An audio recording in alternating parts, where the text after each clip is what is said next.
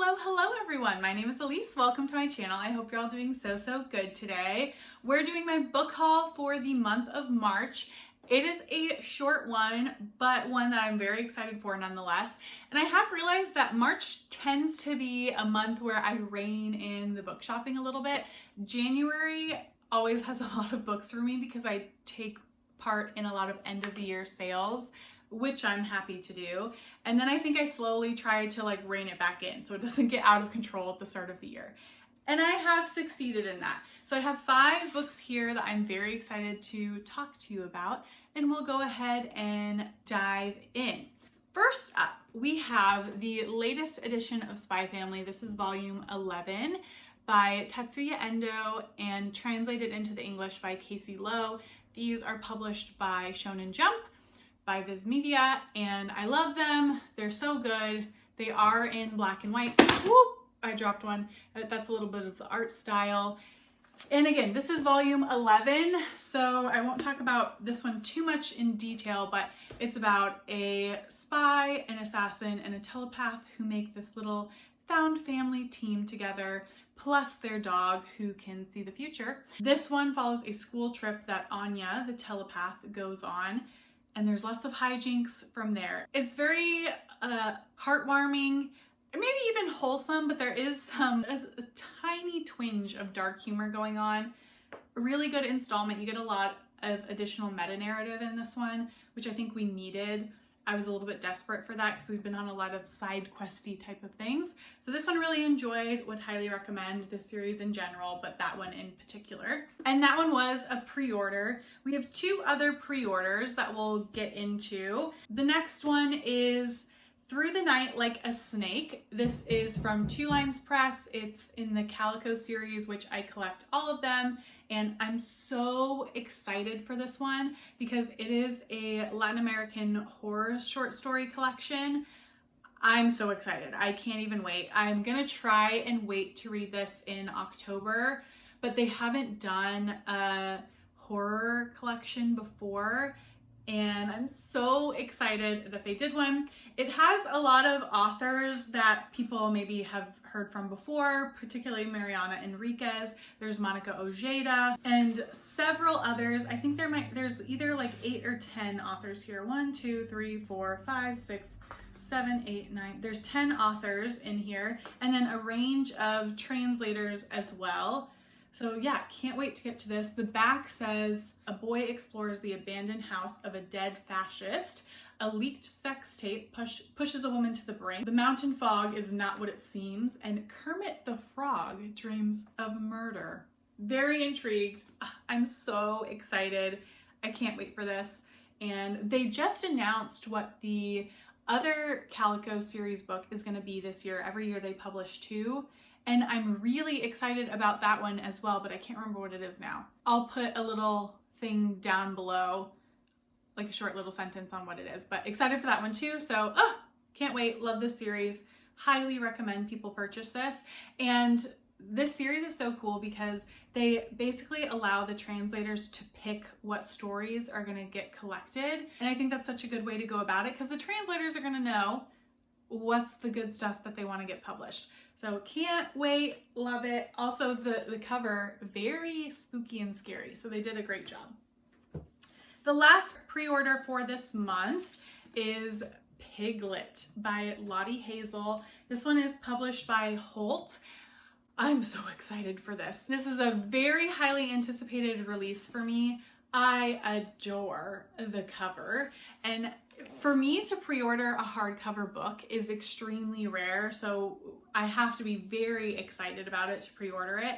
And this one I think is going to be so plotty. It follows our narrator whose nickname is Piglet when they were younger, and her life has kind of turned out exactly how she wanted it to be. She's currently engaged to, the love of her life, very successful in a lot of ways.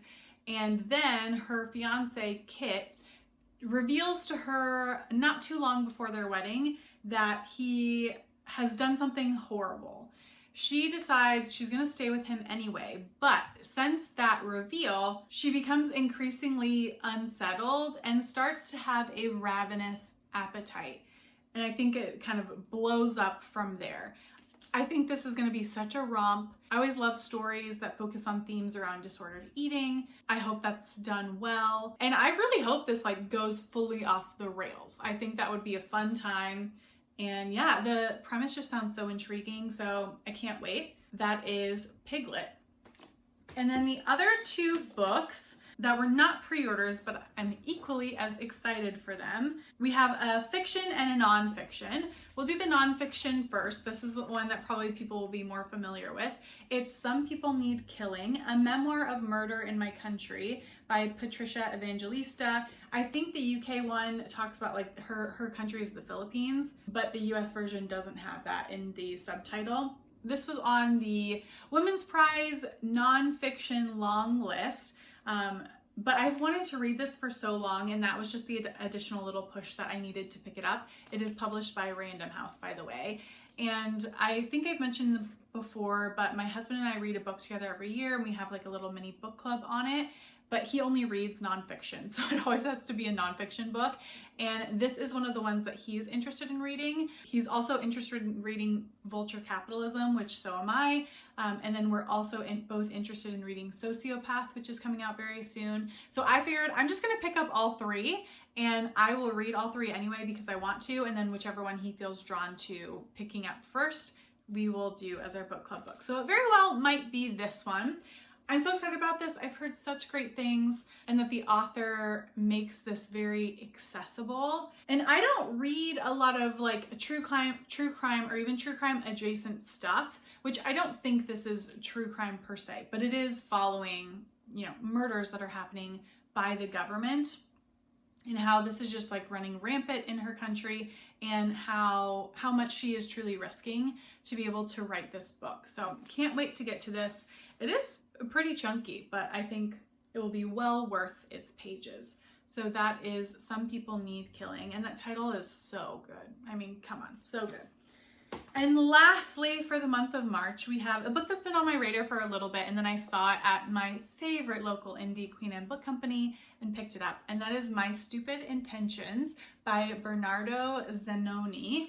And this one is translated, which they should put it on the cover, but they didn't. It's translated from the Italian by Andriesse and published by New York Review Books. And this one I need to read the blurb for because I think it does a really good job of explaining how like wacky this sounds. My Stupid Intentions is the autobiography of a beach martin named Archie. Born into poverty, maimed by an accident, he's sold into servitude by his mother and taught to read and write by Solomon, a pawnbroking fox whose knowledge derives from a Bible that fell on his head while he was busy feeding on a hanged man. As Archie's life is transformed by his discovery of the written word and his grappling with the entity called God, he longs more and more for an existence guided by instinct. And there's more from there, but I'll stop.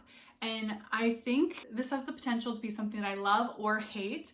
I do really like religious commentary, particularly commentary on Christianity in general, similarly to Thirst that I loved last year by Amelie Nothomb. Or was that 2 years ago? Who knows? And I think this might be able to do it. I like it when it has this kind of like satire, witty perspective on it. And the perspective of coming from animals, I think could also be an interesting touch. So really excited to eventually get to this. It's pretty slim. And yeah, it's been on my radar for a while, so I'm happy to have it in my hands.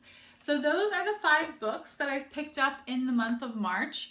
If you have read any of these or are interested in any of these, please let me know down below. And let me know if you picked up anything in the month of March. I'm happy to pick up more books. So I will see you all in the next video. Bye.